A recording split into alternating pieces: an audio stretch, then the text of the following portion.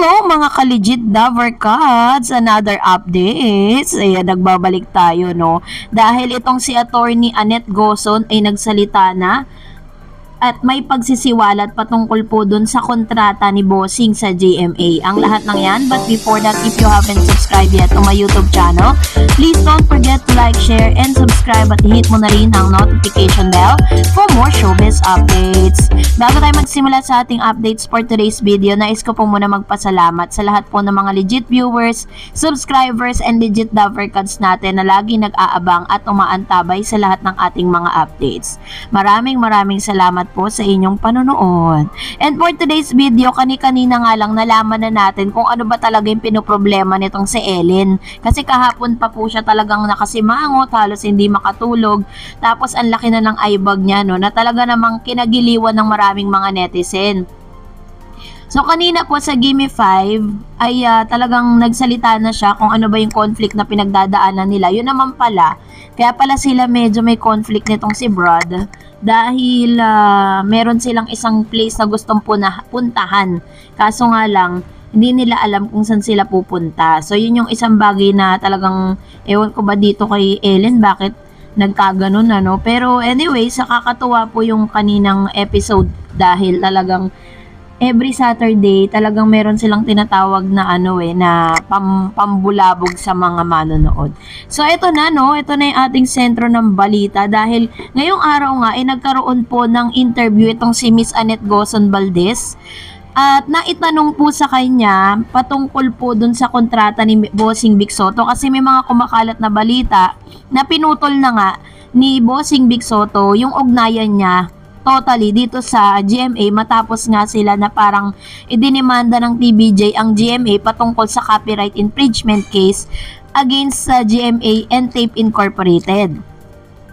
So ngayong araw po ng December 2 ay naglabas po ang mga online news, ito pong Philippine Star at ang Bandera patungkol po dun sa news na kung si Bossing ba ay part pa rin ng GMA. Ito na, sabi niya, GMA Film President and GMA Network Senior Vice President Annette Gozon Valdez said that Vic Sotto has renewed his contract with the network. In the show, my column in Filipino Star ngayon published on December 1, it was revealed that E80 hosts will continue appearing on GMA7. Kasi meron po kasi mga kumakalat na balita na parang tatapusin na daw yung 24/7 na kanila pong yung kanilang programa ni Miss Maha.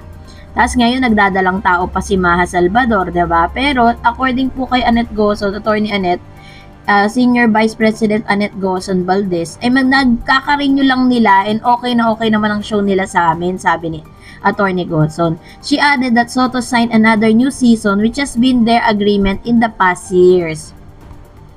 Big headline, the weekend sitcom opened 24/7 with Maha Salvador and Jose Manalo. He previously starred in another sitcom titled Daddy's Girl with E80 co-host Maine Mendoza. The GMA executive said that she is aware of the rumors that the host might leave the network, but Gozon said Vic has good relationship with the network for the past 28 years. Sabi po ni Attorney Annette, maganda ang relationship namin kay Vic, ang tagal na namin magkatrabaho. 28 years na yon. Ito po yung sabi ni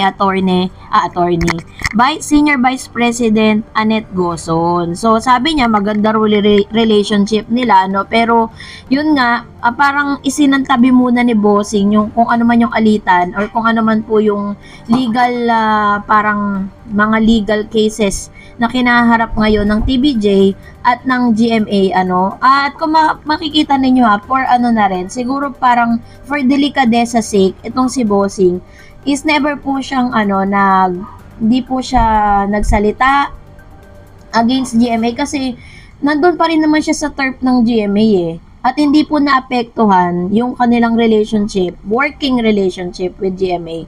Dahil yun nga, nagpa-renew pa daw po itong si Bossing ng another agreement. Kahit po talagang, alam nyo na, nandito po yung tape, di ba? Kahit di pa maganda yung kanilang relationship sa tape at nakaranas sila ng di kagandang experience. But still, professional pa rin si Bossing. He still continue yung kanilang contract dito po sa nasabing network. So, sana malinaw na yun kasi kumakalat po sa news na alis na siya dahil may ginagawa na siyang parang sitcom dito sa TV5. So dahil dyan, narito naman ang ilan sa mga komentong napili po natin mula naman sa ilan sa mga viewers po natin patungkol sa ating pong last update patungkol sa TVJ. So magbasa tayo ng inyong mga komento. Unahin natin ang komento nagmula kay Joby Gali. Sabi niya, "Hello Dareds, lagi akong watch ng vlog mo. Like and share always done. Di lang ako masyado sa comment section. That's the karma of Halaso siblings. TVJ is icon. Milyon na nagmamahal sa TVJ mula Batanes hanggang Hulo. Mahina lang kasi ang signal ng TV5. Pero kumikilos na si MVP para maabot lahat kasi Itbulaga is TVJ." Actually po, may mga nabalitaan tayo na parang nagkakayarian na bibilin po ni MVP yung transmitter po ng ABS-CBN para po talagang mas mapalakas at mas matibay po. Kasi, di ba parang konting bagyo lang, may mga places talaga na hindi na naaabot ng TV5.